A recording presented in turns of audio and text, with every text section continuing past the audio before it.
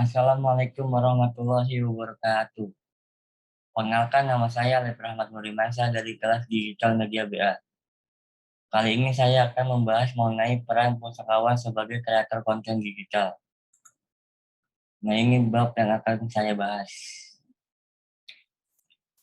Oke, sebelumnya udah kalian tahu belum apa itu pustakawan? Nah, jadi pustakawan adalah perantara informasi sampai kepada penggunaan. Nah, jadi ketika pustakawan mengikuti cara kerja perpustakaan modern saat ini, pustakawan menemukan banyak perbedaan. Hal ini disebabkan oleh teknologi terkini, khususnya pengaruh teknologi informasi. Nah, di sini peran teknologi informasi melalui website telah membangun sebuah kesadaran lebih besar dan memunculkan peran dari pustakawan dalam menyebarkan informasi. Karenanya, perpustakaan dapat berkontribusi pada kemajuan informasi dan ilmu pengetahuan. Nah, di sini ada pergeseran fokus ingin memaksa pustakawan untuk mengubah metode praktek manajemen informasi dari sistem manajemen dokumen menjadi manajemen konten. Nah, pada saat ini, perpustakaan telah banyak menghasilkan konten yang perlu dikelola dan dikomunikasikan dengan cara modern. Nah, di sini peran pustakawan dalam kreator konten digital sangatlah penting karena memiliki kewajiban dan tanggung jawab setidaknya dalam melakukan peran sebagai konten kreator. Terkait dengan tanggung jawab orang sebagai berikut. 1. Pencipta atau kreator dokumen. 2. Mengumpulkan dokumen secara keseluruhan. 3. Pelayan sekarang dan masa depan pengguna perpustakaan. Yang keempat, pustakawan sebagai pimpinan lembaga perpustakaan. Nah, di sini menurut Widodo, dalam bukunya ada beberapa peran penting yang dapat dilakukan oleh pustakawan dalam menghidupkan perpustakaan di era digital media ini. Seperti 1. Pustakawan sebagai pintu dalam pengelolaan perpustakaan tradisional menjadi perpustakaan modern. Yang kedua, pustakawan sebagai pengatur sumber ilmu pengetahuan. Yang ketiga, pustakawan sebagai penggerak penerbitan di perpustakaan. Dan yang terakhir, pustakawan mampu berperan sebagai penilai dan pensortir informasi yang lebih bermanfaat, layak dipublikasikan dan dilayangkan di perpustakaan. Nah, di sini ada konten digital. Konten digital adalah konten yang dapat dibuat dalam berbagai bentuk ataupun format, baik bentuk lisan, video, gambar, ataupun audio, dan juga kombinasi yang sudah melalui proses digitalisasi, sehingga dapat disimpan, dibaca, dan diaplikasikan di mesin media digital, dan mudah dibagikan di media digital maupun online. Nah, di sini konten digital berguna sebagai media promosi ide dan gagasan kita secara sistematis kepada pengguna, berisi tentang pengembangan materi berita, pendidikan, dan hiburan untuk didistribusikan melalui internet, media, ataupun media elektronik lainnya. Nah, di sini konten digital akan menjadi bagian integral dari masa depan perpustakaan. Konten itu juga secara langsung mendukung tujuan pengajaran dan penelitian pengguna perpustakaan. Nah, konten informasi dari perpustakaan digital mencakup hampir semua jenis media, baik cetak ataupun elektronik, dan juga database berlisensi dari jurnal, artikel, dan abstrak, dan deskripsi koleksi fisik. Nah, secara teoritis, objek apapun dari fragmen teks dapat dialihkan media dalam bentuk digital. Dengan demikian, tidak ada batasan untuk jenis konten yang dapat dipegang oleh perpustakaan. Nah, di sini menurut Ken Allen ada dua jenis konten digital.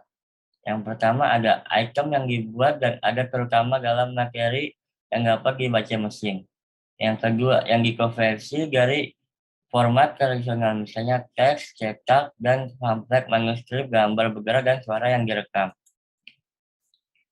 Nah, di sini penerapan kreator konten digital di perpustakaan terdapat 3 media, yaitu 1. Video. Perpustakaan dapat menggugah media dari layanan spesifik mereka yang disediakan untuk pengguna di saluran YouTube ataupun buku wajah untuk menjangkau sejumlah besar pengguna. Nah, yang kedua ada podcast. Perpustakaan dapat membuat konten audio dari program perpustakaan dan mengirimkan sebagai podcast. Mereka dapat membuat acara podcast mingguan ataupun bulanan. Ini juga dapat mencakup diskusi tentang sumber daya perpustakaan dan koleksi oleh tamu khususnya dari perpustakaan dan komunitas yang akan membantu pengguna mempelajari tentang buku teralis ataupun genre yang akan muncul. Nah, yang terakhir ada blog. Nah, di sini blog sederhana dari perpustakaan tentang informasi terbaru membantu seluruh pengguna perpustakaan.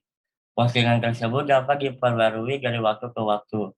Postingan blog tersebut juga dapat menyertakan beberapa berita tentang perpustakaan sebagai media komunikasi antara para pengguna perpustakaan. Nah, di sini ada penggunaan media sosial sebagai media penyebaran konten digital perpustakaan. Dan di sini penggunaan teknologi informasi modern di media sosial tidak hanya mengubah tantangan yang ada, tetapi juga menantang tanggung jawab tradisional yang terkait dengan peran pustakawan sebagai pengumpul, penyebar, dan preferensi informasi atas nama pengguna perpustakaan. Nah, di sini ada strategi pembuatan konten digital di perpustakaan di sosial media, yaitu dengan cara satu, pembuatan akun media sosial.